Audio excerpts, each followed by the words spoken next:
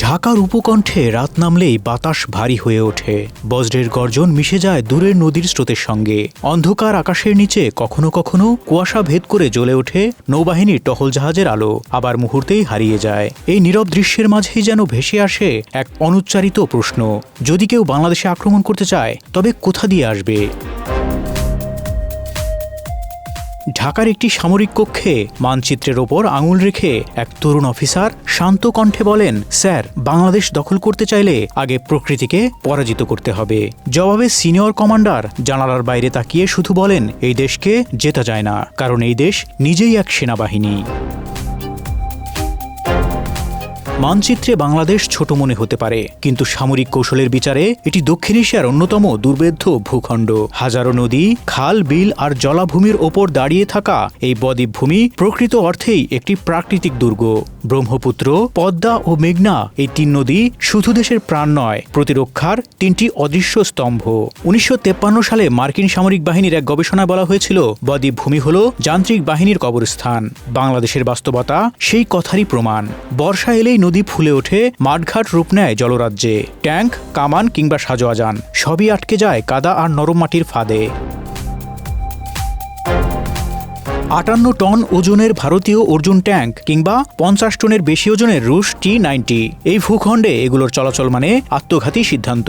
এক সামরিক বিশ্লেষকের ভাষায়, বাংলাদেশে যুদ্ধ মানে কাদা আর বৃষ্টির সঙ্গে লড়াই, আর সে যুদ্ধে প্রযুক্তির হার নিশ্চিত।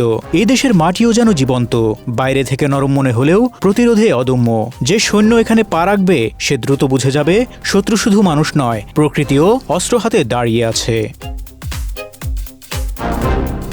ইতিহাস তার সাক্ষ্য দেয়। ১৯৭১ সালে পাকিস্তানি বাহিনী নদী পার হয়ে অগ্রসর হতে গিয়ে বারবার থমকে গিয়েছিল।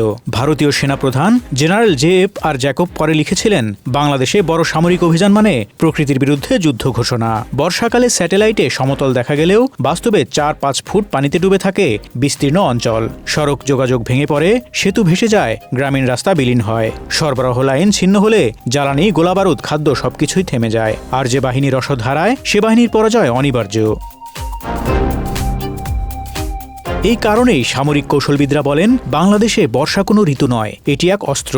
নাম দেয়া হয়েছে জেনারেল মনসুন, এক অদৃশ্য সেনাপতি যে ৬ মাস ধরে দেশের পক্ষে যুদ্ধ করে। তবে বাংলাদেশের সবচেয়ে বড় শক্তি নদী বা বৃষ্টি নয়, তার মানুষ। প্রায় ১৮ কোটি মানুষের এই দেশ পৃথিবীর ঘনবসতিপূর্ণ অঞ্চলের একটি। যুদ্ধ হলে এখানে প্রতিটি গ্রাম, প্রতিটি গলি, প্রতিটি বাড়ি রূপ নেয় দুর্গে। ১৯৭১ সালে যেমন হয়েছিল, তেমন পরিস্থিতি আবারও তৈরি হবে, এমন বিশ্বাসই এখানকার মানুষের শক্তি। এখানে শত্রু আর সাধারণ মানুষের ভেদরেখা টানা কঠিন। গেরিলা যুদ্ধের সম্ভাবনা শতভাগ। বিদেশি সৈন্য চেনার আগেই চারদিক থেকে ছায়ার মতো উঠে আসবে প্রতিরোধ। অনেক আন্তর্জাতিক গোয়েন্দা প্রতিবেদনে তাই বলা হয়, বাংলাদেশে যুদ্ধ মানে শহরের প্রতিটি দরজার সঙ্গে যুদ্ধ। দেশের অভ্যন্তরীণ সড়ক ব্যবস্থাও এক ধরনের প্রতিরক্ষা। জাতীয় মহাসড়ক ছাড়া অধিকাংশ রাস্তা সরু, দুই পাশে ঘরবাড়ি, বাজার, স্কুল। ভারী সামরিক যান চললেই তা চোখে পড়ে। কয়েকটি ব্রিজ ধ্বংস করলেই পুরো সাপ্লাই চেইন ভেঙে পড়বে। যুদ্ধের নিয়ম খুব পরিষ্কার, যে বাহিনী রসদ হারায় সে বাহিনী যুদ্ধ হারায়।